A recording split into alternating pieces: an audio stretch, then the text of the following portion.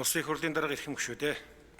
Монгол Улсын засгийн газраас 2026 оны 5 дугаар сарын 7-ны өдөр Улсын их хурлд өргөн мэдүүлсэн хувийн орлогын албан татврын тухай хуульд нэмэлт өөрчлөлт оруулах тухай хуулийн төслийн хэлэлцэх хэсэг хэлэлцүүлгийг төсвийн байнгын хороо 2026 оны 5 дугаар сарын 19-ний өдрийн хуралдаанаараа хэлэлцлээ. Хууль санаачлагч нь эдийн засгийн тогтвортой өсөлтийг дэмжих, орлогын тэгш бус байдлыг бууруулах, дундаж давхаргыг тэлэх, иргэдийн бодит орлого болон худалдаа авах чадварыг сайжруулах, хөдөлмөр эрхлэлтийг нэмэгдүүлэх зэрэг зорилтуудыг хэрэгжүүлэх шаардлагын хүрээнд татварын хөнгөлөлтийг эдийн засгийн нөхцөл байдалтай уялдуулан нэмэгдүүлэх, үйл ажиллагааны орлоготой иргэдэд хамаарах, татварын хэлбэршүүлсэн горимд олон улсын жишгт нийцсэн босго тогтоох, хувь хүн тодорхой хугацаанд өмчилсөн өөрийн орон сууцаа худалдан борлуулсан тохиолдолд үйл хөдлөх хөрөнгийн борлуулалтын албан татвараас чөлөөлөх, түүнчлэн татварын тайланд тушаах болон төлөх хугацааг хойшлуулах зохицуултыг тусгаж хуулийн төслийг боловсруулсан байна.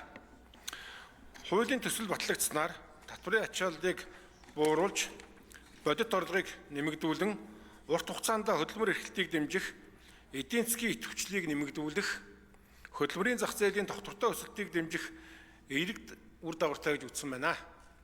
Хуулийн төслийг ди парламентын мэн цахим сайтад байршуулж, иргэд олон нийтийн саналыг авч байгаа болно. Байнгын хорооны хуралдаанаар хуулийн төслийг хэлэлцэх үед Улсын их хурлын гишүүн Дэнх Төвшин хувь хүний орлогын албан татврын хөнгөлөлт, чөлөөлөлтийн төсөвт үзүүлэх нөлөөллийг нэмэгдсэн өртгийн албан татврын буцаа олголтын дүнтэй харьцуулсан тооцоолд хийсэн эсэх, мөн иргэдийн сарын 792 мянган төгрөг хүртэлх орлогод ногдуулах албан татврыг 100% хөнгөлөхөд улсын төсвийн орлогын бууралтыг тооцсон эсэх талаар асуулт асууж хариулт авсан. Хувь хүний орлогын албан татврын тухай хуульд нэмэлт өөрчлөлт оруулах тухай хуулийн төслийг байнгын хорооны хуралдаанд оролцсон нийт гишүүдийн олон хуйуу 68.8% саналаар үзэл баримтлалын хүрээнд хэлэлцэхийг дэмжиж чуулганы нэгдсэн хуралдаанд хэлэлцүүлэх нь зүйтэй гэж үзсэн болно. Улсын их хурлын дарга эрхэм гишүүдээ. Хувь хүний орлогын албан татврын тухай хуульд нэмэлт өөрчлөлт оруулах тухай хуулийн төслийг хэлэлцэх хэсэг хэлэлцүүлгийг явуулсан талаарх төсвийн байнгын хорооны санал дүгнэлтийг хэлэлцэн шийдвэрлэж өгөхийг та бүхнээс хүсье. Анхаарал тавьсанд баярлалаа. За, ажлын хэсгийн бүрэлдэхүүн төрүүчийн хуулийн төслийн бүрэлдэхүүнтэй адил.